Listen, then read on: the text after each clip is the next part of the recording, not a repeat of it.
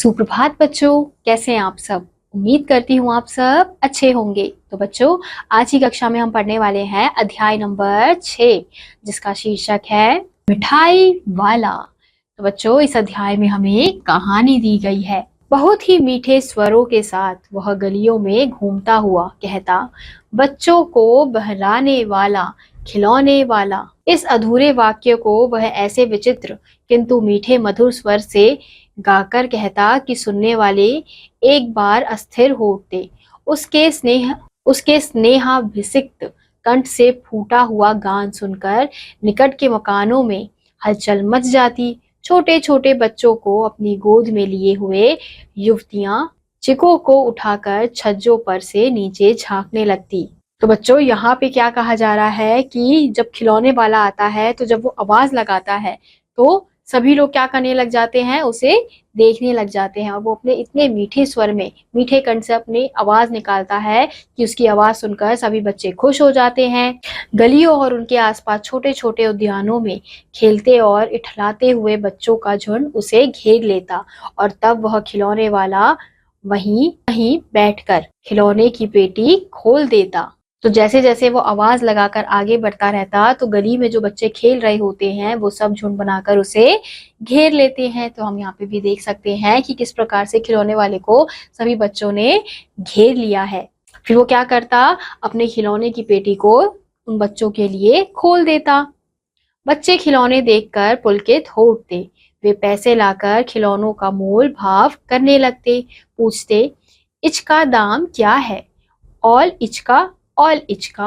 खिलौना वाला बच्चों को देखता, उनकी नन्ही नन्ही उंगलियों और हथेलियों से पैसे ले लेता और बच्चों की इच्छा अनुसार उन्हें खिलौने दे देता। तो बच्चे खिलौने को देखकर बहुत ज्यादा खुश हो जाते और फिर धीरे धीरे करके वे पैसे निकालते और हर खिलौने का दाम पूछने लगते कि इसका क्या दाम है, इसका क्या दाम है। तो अपनी आवाज में वो इस प्रकार से ही बोलते हैं और खिलौने वाला बच्चों को देखता और उनकी नन्ही नन्ही हाथों से, उंगलियों से, हथेलियों से वो पैसा ले लेता और बच्चों को इच्छा अनुसार उन्हें खिलौने दे देता। खिलौने लेकर फिर बच्चे उछलने कूदने लगते और फिर खिलौने वाला उसी प्रकार गाकर कहता, बच्चों को बहलाने वाला, खिलौने वाला। फिर खिलौना लेकर फिर बच्चे सब उछल कूद करने लगते और फिर खिलौने वाला उसी प्रकार से गाने लगता कि बच्चों को बहलाने वाला, खिलौने वाला। सागर की हिलोर की भांति उसका यह मधुर गान गली भर के मकानों में इस ओर से उस ओर तक लहराता हुआ पहुंचता और खिलौने वाला आगे बढ़ जाता। अब जैसे सागर की जो लहरें होती हैं वो एक ओर से दूसरी ओर बहती रहती है, तो वैसे ही खिलौने वाले की जो आवाज है वो एक ओर से, यानी कि एक गली से दूसरी गली, दूसरे मकान से तीसरे मकान, ऐसे बह रही होती है और वो आगे बढ़ता जाता है। राय विजय बहादुर के बच्चे भी एक दिन खिलौने लेकर घर आए। वे दो बच्चे थे, चुन्नू और मुन्नू। चुन्नू जब खिलौना ले आया तो बोला, मेला घोला कैछा छुंदल है। तो राय विजय बहादुर के भी दो बच्चे हैं और वो भी खिलौना लेकर उस दिन घर आए थे। तो उसके दो बच्चे हैं, चुन्नू और मुन्नू। तो चुन्नू जब खिलौना लेकर आया तो वो तुतलाकर बोल रहा था कि मेरा खिलौना कैसा उछल रहा है, मेरा जो खिलौना है वो कैसा सुंदर है। मुन्नू बोला, ओ देखो, मेला आती कैछा छुंदल है। दोनों अपने हाथी घोड़े लेकर घर भर में उछलने लगे। इन बच्चों की माँ रोहिणी कुछ देर तक खड़े खड़े उनका खेल निहारती रही। अंत में दोनों बच्चों को बुलाकर उसने उनसे पूछा, अरे ओ चुन्नू मुन्नू, ये खिलौने तुमने कितने में लिए? मुन्नू बोला, 2 पैसे में खिलौने वाला दे गया है। रोहिणी सोचने लगी, इतने सस्ते कैसे दे गया है, कैसे दे गया, यह तो वही जाने, लेकिन दे तो गया ही है, इतना तो निश्चित ही है। एक जरा सी बात ठहरी। रोहिणी अपने काम में लग गई। फिर कभी उसे इस पर विचार करने की आवश्यकता ही भला क्यों पड़ती। अब जो चुन्नू और मुन्नू है वो अपने हाथी और घोड़े को लेकर खेल रहे होते हैं, उछल रहे होते हैं। तो तभी उनकी जो माँ आती है वो रोहिणी, वो क्या कहती है, खड़े खड़े उन्हें निहारती रहती है और उनसे कहती है कि ये खिलौना तुम लोग ने कितने में लिया? तो तभी मुन्नू बोलता है कि 2 पैसे में लिया। तो ये सुनकर जो रोहिणी है वो हैरान हो जाती है कि इतने सस्ते में खिलौना कैसे दे दिया। फिर वो सोचती है कि अगर दे भी दिया तो कोई बड़ी बात नहीं है। फिर उसके बाद वो इस विषय पर दोबारा विचार नहीं करती है। 6 महीने बाद नगर भर में 2 ही 4 दिनों में एक मुरली वाले के आने का समाचार फैल गया। लोग कहने लगे, भाई वाह, मुरली बजाने में एक ही उस्ताद है। मुरली बजाकर गाना सुनाकर वह मुरली बेचता भी है, सो भी 2-2 पैसे में। भला इसमें उसे क्या मिलता होगा, मेहनत भी तो ना आती होगी। तो 6 महीने बाद फिर नगर में 2 ही 4 दिनों में एक मुरली वाला आने लगता है। तो वो क्या करता है, मुरली बजाता है और मुरली बजाते बजाते अपनी मुरली बेचने का काम करता है। तो लोग सोचते हैं कि इससे बड़ा उस्ताद तो यहाँ पे कोई भी नहीं है। ये मुरली भी बजाता है और मुरलियों को बेचता भी है, लेकिन वो भी कितने में बेचता था, 2-2 पैसे में बेचता था। तो लोग सोचते थे कि उसे इतने कम पैसे में क्या ही मिलता होगा। एक व्यक्ति ने पूछ लिया, कैसा है वह मुरली वाला? मैंने तो नहीं देखा। उत्तर मिला, उम्र तो अभी उसकी अधिक ना होगी, यही 30-40 का होगा। दुबला पतला गोरा युवक है, बीकानेरी रंगीन साफा बांधता है। वही तो नहीं जो पहले खिलौने बेचा करता था। क्या वह पहले खिलौने भी बेचता था? हाँ, जो हुलिया तुमने बतलाया वह भी वैसा ही था। तो वही होगा, पर भाई है वह एक ही उस्ताद। प्रतिदिन इसी प्रकार उस मुरली वाले की चर्चा होती। नगर की प्रत्येक गली में उसका मधुर मृदुल स्वर सुनाई देता। फिर एक व्यक्ति पूछ लेता है कि कैसा है वो मुरली वाला? तो मैंने तो नहीं देखा। तो उत्तर मिला, उम्र तो अभी उसकी अधिक ना होगी, यही 30-40 का होगा। फिर जो हुलिया उसका बताया जाता है, तो एक आदमी कहता है कि ये वही तो नहीं है जो पहले खिलौने बेचा करता था। तो वो कहता है, खिलौने बेचा करता था पहले वो? तो वो बोलता है कि जो हुलिया तुम बता रहे हो, तो ऐसा हुलिया तो उस आदमी का भी था जो पहले खिलौने बेचा करता था। वो कहता है कि पर भाई मुझे तो नहीं पता, लेकिन है तो वो उस्ताद। फिर इसी प्रकार से प्रतिदिन मुरली वाले की चर्चा गली में होने लगी। बच्चों को बहलाने वाला मुरली वाला। रोहिणी ने भी मुरली वाले का यह स्वर सुना। तुरंत ही उसे खिलौने वाले का स्मरण हो आया। उसने मन ही मन कहा, खिलौने वाला इसी तरह गा गा कर खिलौने बेचा करता था। रोहिणी उठकर अपने पति विजय बाबू के पास गई। बोली, जरा उस मुरली वाले को बुलाओ तो, चुन्नू मुन्नू के लिए मुरली ले लूं। क्या जाने यह फिर इधर आए ना आए, वे भी जान पड़ता है, पार्क में खेलने निकल गए हैं। तो रोहिणी जो है वो मुरली वाले का उसने भी सुना होता है स्वर। तो ये सुनकर उसे याद आता है कि जो खिलौने वाला था वो भी इसी प्रकार से गा गा कर खिलौने बेचा करता था। तो फिर वो अपने पति के पास जाती है और उसे कहती है कि जरा उस मुरली वाले को रोकना, मैं चुन्नू और मुन्नू के लिए खिलौने मुरली ले लेती हूँ। अब पता नहीं वो इस तरफ आएगा या नहीं आएगा। विजय बाबू समाचार पत्र पढ़ रहे थे। उसी तरह उसे लिए दरवाजे पर आकर मुरली वाले से बोले, क्यों भाई, किस तरह देते हो मुरली? किसी की टोपी गली में गिर पड़ी, किसी का जूता पार्क में ही छूट गया और किसी की सोथनी यानी पजामा ही ढीला होकर लटक आई। इस तरह दौड़ते हाँफते हुए बच्चों का झुंड आ पहुंचा। एक स्वर में बोल उठे, अम्बी ले दे मुल्ली और अम्बी ले दे मुल्ली। तो फिर क्या होता है कि अब जो विजय बाबू है वो समाचार पत्र पढ़ रहे होते हैं। तो वो उसी तरफ जाकर दरवाजे के पास जाकर मुरली वाले से बोलते हैं कि क्या भाई कितने में देते हो मुरली? तो किसी की टोपी गिरती है, किसी का जूता पार्क में छूट जाता है, किसी का पजामा ढीला होता है। तो सब बच्चे दौड़ दौड़ कर उस मुरली वाले के पास आते हैं और फिर यही कहते हैं कि हम भी लेंगे मुरली, हम भी लेंगे मुरली। मुरली वाला गदगद हो उठा, बोला, सबको देंगे भैया, लेकिन जरा रुको, जरा ठहरो, एक एक को लेने दो। अभी इतनी जल्दी हम लौटे थोड़ी ही जाएंगे, बेचने तो आए ही हैं, और है भी इस समय मेरे पास 1-2 नहीं, पूरी 57। हाँ बाबूजी, क्या पूछा था आपने? कितने में दी? दी तो 3-3 पैसे के हिसाब से है, पर आपको 2-2 पैसे में दे दूंगा। तो मुरली वाला गदगद हो जाता है और सबको बोलता है कि भैया सबको दी जाएगी मुरली, मैं कौन सा यहाँ से भागा जा रहा हूँ, और मेरे पास 1-2 मुरली थोड़ी है, पूरी 57 मुरली है। फिर वो विजय बाबू से कहता है कि हाँ बाबूजी, आप क्या कह रहे थे कि कितने में दी? तो बोलता है कि 3-3 पैसे के हिसाब से दी है, पर आपको 2-2 पैसे में दे दूंगा। विजय बाबू भीतर बाहर दोनों रूपों में मुस्कुरा दिए। मन ही मन कहने लगे, कैसा ठग है, देता सबको इसी भाव से है, पर मुझ पर उल्टा एहसान लाद रहा है। तो विजय बाबू उस पर हंस रहे होते हैं, मुस्कुरा रहे होते हैं और सोच रहे होते हैं कि कैसा ठग है, मतलब खुद को क्यों ठग रहा है, जब सबको इस पैसे में दे रहा है तो मुझे भी उतने पैसे में दे दे, मुझे क्यों कम पैसे में दे रहा है।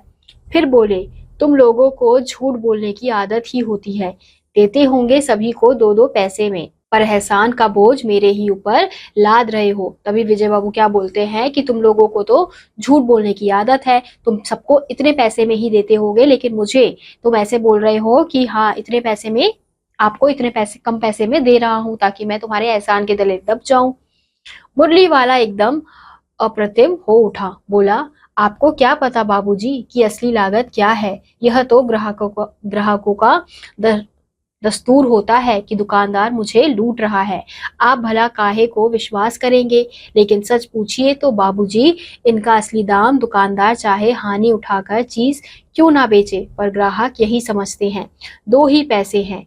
आप कहीं से भी 2 पैसों में से मुरलियां नहीं पा सकते। मैंने तो पूरी 1000 बनवाई थी, तब मुझे इस भाव पड़ी है। विजय बाबू बोले, अच्छा अच्छा, मेरे पास ज्यादा वक्त नहीं, जल्दी से 2 निकाल दो। तभी जो मुरली वाला है वो क्या बोलता है विजय से कि हम चाहे कितने भी पैसे में बेचे, लेकिन आपको तो यही लगेगा कि हम आपको ठग रहे हैं, हम झूठ बोल रहे हैं, आपको लूट रहे हैं। आपको क्या पता मैंने कितने में आपको ये बनवाई है, और मैं 2-2 पैसों में ही सबको बेच रहा हूँ। तभी विजय बोलता है कि अच्छा अच्छा, मेरे पास ज्यादा वक्त नहीं है, जल्दी से 2 मुरली निकालकर मुझे दे दो। 2 मुरलियां लेकर विजय बाबू फिर मकान के भीतर पहुंच गए। मुरली वाला देर तक उन बच्चों के झुंड में मुरलियां बेचता रहा। उसके पास कई रंग की मुरलियां थी।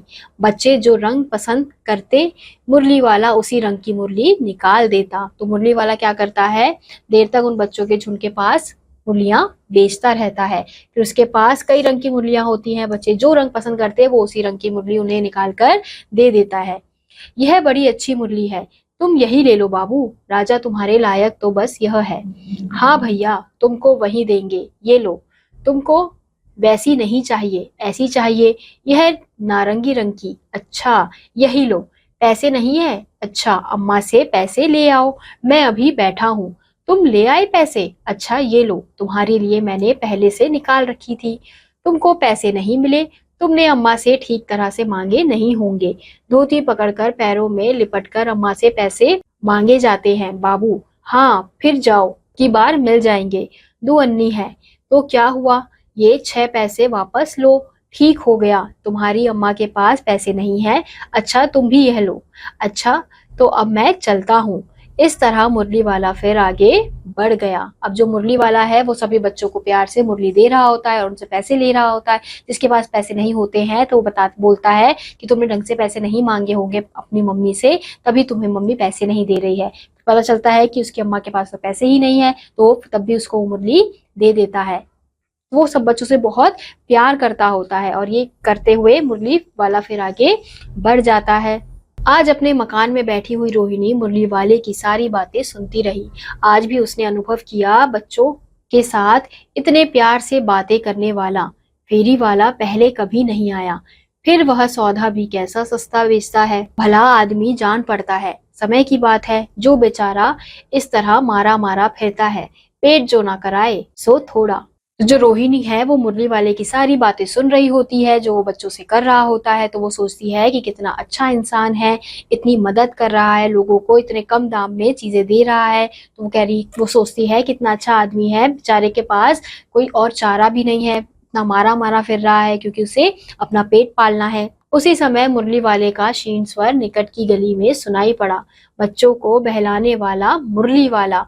रोहिणी से सुनकर मन ही मन कहने लगी, और स्वर कैसा मीठा है इसका। तो तभी क्या होता है, मुरली वाले का स्वर उसे सुनाई देने लगता है दूसरी गली से। तो वो क्या बोल रहा होता है, बच्चों को बहलाने वाला मुरली वाला। तो ये सुनकर जो रोहिणी है वो सोचती है कि इसका कितना मीठा स्वर है, यानी कि कितना अच्छा गाता है। बहुत दिनों तक रोहिणी को मुरली वाले का वह मीठा स्वर और उसकी बच्चों के प्रति वे स्नेहाभिषिक्त बातें याद आती रही। धीरे धीरे उसकी स्मृति भी क्षीण हो गई। तो बहुत दिनों तक जो रोहिणी है वो मुरली वाले की मीठी स्वर को याद करती रही, वो किस प्रकार से बच्चों को बुलाता है, लेकिन धीरे धीरे उसकी स्मृति भी क्षीण होती गई, कम होती गई। 8 मास बाद सर्दी के दिन थे। रोहिणी स्नान करके अपने मकान की छत पर चढ़कर अजानुलंबित केश राशि सुखा रही थी। इसी समय नीचे की गली में सुनाई पड़ा, बच्चों को बहलाने वाला मिठाई वाला। अब उस बात को 8 मास यानी कि 8 महीने बाद वो फिर से आता है। तो सर्दी का समय होता है। अब जो रोहिणी है वो स्नान करके ऊपर छत में अपने बाल सुखा रही होती है। तभी उसे सुनाई देता है बच्चों को बहलाने वाला मिठाई वाला। मिठाई वाले का स्वर उसके लिए परिचित था। झट से रोहिणी नीचे उतर आई। उस समय उसके पति मकान में नहीं थे। अब जो मिठाई वाले का जो स्वर था वो उसके लिए परिचित था, क्योंकि वो वही मुरली वाला था, वही खिलौने वाला था, क्योंकि वो वैसे ही सबको आवाज लगा रहा था। तो झट से जो रोहिणी है वो नीचे उतर जाती है और उसके जो पति होते हैं वो इस समय घर पर नहीं होते हैं। हाँ, उसकी वृद्धा दादी थी। रोहिणी उनके निकट आकर बोली, दादी, चुन्नू मुन्नू के लिए मिठाई लेनी है, जरा कमरे में चलकर ठहराओ तो मैं उधर कैसे जाऊं, कोई आता ना हो, जरा हटकर मैं भी चिक की ओट में बैठी रहूंगी। तो उसके घर में कौन है? अभी वृद्धा दादी है। तो रोहिणी उनके निकट जाती है और बोलती है कि चुन्नू मुन्नू के लिए मिठाई लेनी है। दादी उठकर कमरे में आकर बोली, ए मिठाई वाले, इधर आना। मिठाई वाला निकट आ गया। बोला, कितनी मिठाई दूं माँ? ये नई तरह की मिठाइयां हैं, रंग बिरंगी, कुछ कुछ खट्टी, कुछ कुछ मीठी, जायकेदार, बड़ी देर तक मुंह में टिकती हैं, जल्दी नहीं घुलती। बच्चे इन्हें बड़े चाव से चूसते हैं। इन गुणों के सिवाय ये खांसी भी दूर करती है। इतनी कितनी दूं? चपटी और गोल है, पैसे की 16 देता हूँ। तो दादी उठकर क्या करती है, कमरे से बाहर आकर मिठाई वाले को रोकती है और कहती है, मिठाई वाले इधर आ। तो मिठाई वाला निकट आ जाता है और बोलता है कि कितनी मिठाई दूं माँ? तो ये नई मिठाइयां हैं। तो अपनी मिठाइयों के बारे में बता रहा होता है, ये नई मिठाइयां हैं, रंग बिरंगी मिठाइयां हैं।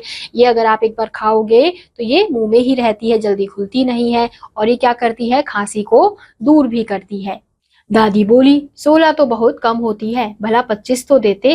मिठाई वाला, नहीं दादी, अधिक नहीं दे सकता। इतनी भी कैसे देता हूँ, यह अब मैं तुम्हें क्या? खैर, मैं अधिक ना दे सकूंगा। तो दादी क्या कहती है कि 16 क्यों दे रहा है, इतनी कम दे रहा है, भला 25 तो दे कम से कम इतने पैसे की। तो मिठाई वाला बोलता है कि नहीं दादी, इतनी अधिक तो मैं आपको नहीं दे सकता, और मैं इतनी भी कैसे दे रहा हूँ। फिर ये बोलते हुए वो रुक जाता है और कहता है कि चलो मैं इतना ही दे सकता हूँ। फिर रोहिणी दादी के पास ही बैठी थी। बोली, दादी, फिर भी काफी सस्ता दे रहा है, 4 पैसे की ले लो, ये पैसे रहे। मिठाई वाला मिठाइयां गिनने लगा। तो 4 की दे दो। अच्छा, 25 ना सही, 20 ही दे दो। अरे हाँ, मैं बूढ़ी हुई, मोल भाव अब मुझे ज्यादा करना आता भी नहीं। कहते हुए दादी के पोपले मुंह की जरा सी मुस्कुराहट भी फूट निकली। तो रोहिणी जो है वो दादी के पास ही बैठी हुई होती है। तो वो दादी से कहती है कि दादी, फिर भी काफी सस्ती दे रहा है। तो वो बोलती है कि ठीक है, 4 पैसे की ही ले लो। फिर ये पैसे मिठाई वालों को देती है। तो मिठाई वाला मिठाई गिनने लगता है, तो गिनकर देने लगता है। तो दादी कहती है कि ठीक है, 25 मत दे, 20 ही दे दे, अब मैं तो बूढ़ी हो चुकी हूँ, मुझे मोल भाव करना इतना आता नहीं है। और ये कहते हुए दादी मुस्कुरा देती है। रोहिणी ने दादी से कहा, दादी, इससे पूछो तुम इस शहर में और भी कभी आए थे या पहली बार आए हो? यहाँ के निवासी तो तुम हो नहीं। तो रोहिणी दादी से पूछने के लिए कहती है कि इससे पूछो कि ये पहले भी शहर में आया है या पहली बार इस शहर में आया है, क्योंकि इस शहर का तो निवासी नहीं है। दादी ने इस कथन को दोहराने की चेष्टा की ही थी कि मिठाई वाले ने उत्तर दिया, पहली बार नहीं, और भी कई बार आ चुका हूँ। रोहिणी चिक की आड़ से ही बोली, पहले यही मिठाई बेचते हुए आए थे या और कोई चीज लेकर?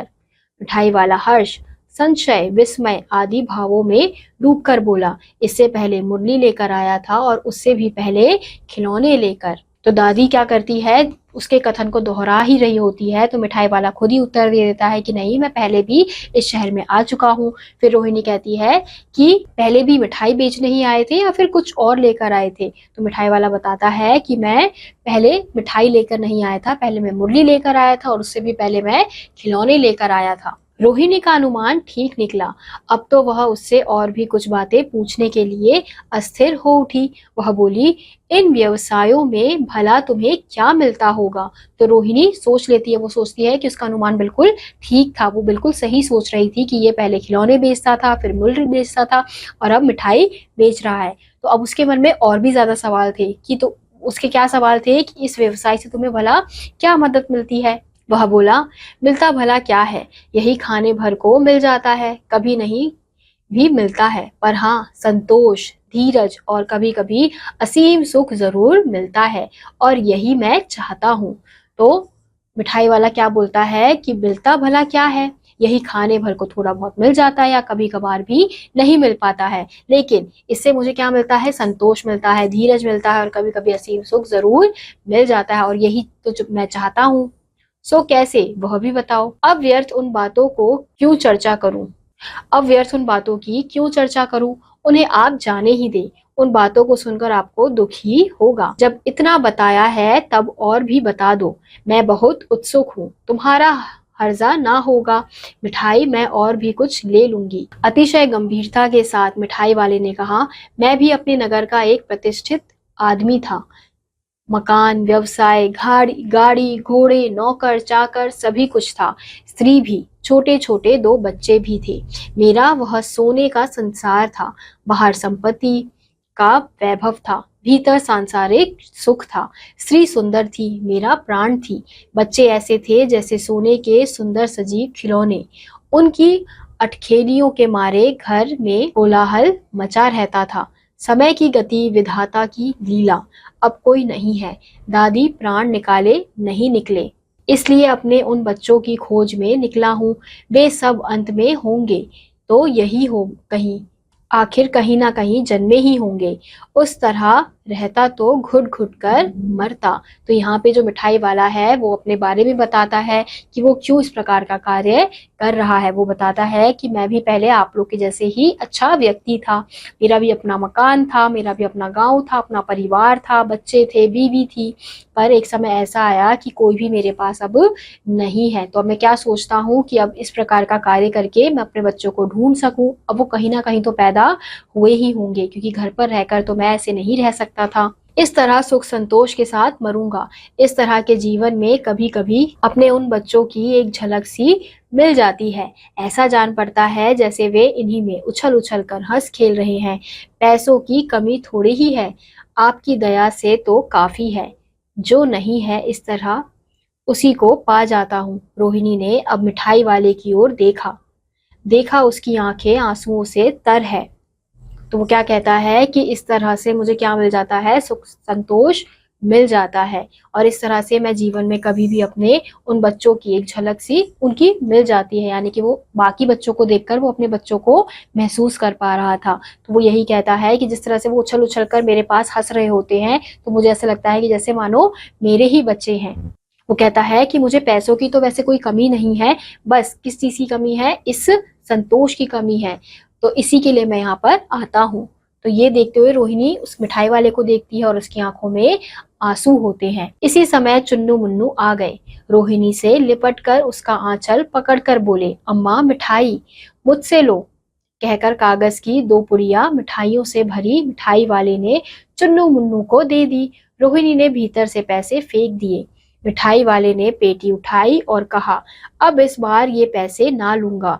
दादी बोली, अरे अरे ना ना, अपने पैसे लिए जा भाई। तब तक आगे फिर आवाज सुनाई पड़ी उसी प्रकार मधुर मृदुल स्वर में, बच्चों को बहलाने वाला मिठाई वाला। तो बच्चों हम क्या देखते हैं इस अध्याय में कि जो व्यक्ति है उसके पास पैसों की कमी नहीं थी, लेकिन उसके पास किसकी कमी थी, उसके बच्चों की कमी थी, उसके परिवार की कमी थी। तो उस कमी को पूरा करने के लिए वो इस प्रकार का कार्य करता था, जानकर वो इस प्रकार का कार्य करता था जिससे बच्चे उसके आसपास मंडराए। अब खिलौने वाला बना पहले, फिर मुरली वाला, फिर मिठाई वाला। तो वो ऐसी ऐसी चीजें लेकर आता था जिससे बच्चे उसके आसपास ही रहे। तो उसे ऐसा लगता था कि जैसे उसके बच्चे आसपास हैं। तो इसलिए कहा जाता है कि हमें अपने स्वार्थ को, अपने सुख को त्याग कर जब हम दूसरों की मदद करते हैं तो वो क्या कहलाती है, वही अच्छी भावना कहलाती है, वही इंसानियत कहलाती है। और हमें इस प्रकार की भावना अपने अंदर रखनी चाहिए। तो इसी के साथ आज का यह अध्याय यही समाप्त होता है। उम्मीद करती हूँ आपको यह अध्याय समझ आया होगा। मैं आपसे मिलूंगी अगली कक्षा में। तब तक के लिए आप सभी बच्चे खुश रहिए और पढ़ते रहिए। बाय।